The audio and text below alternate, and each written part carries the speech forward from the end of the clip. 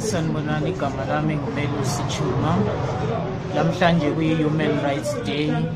Ngingathi ukukhululeka kukho kithi ama-foreigners, kakhulu ama-Zimbabweans, because esibhedlela it's not easy ukuthi uthole i-service mangabe ungenamaphepha. Abanye abantu uma besiyateta, omama abazithweleyo bayasokola ukuthi beba-admit, bebuzwe izinto eziningi, kufuneka amaphepha.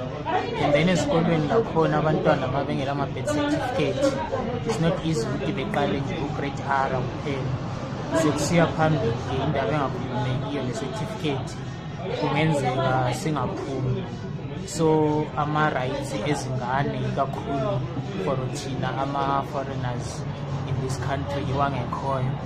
And then kuzoba khona nendaba yokungabi free uma uhamba esitaradini.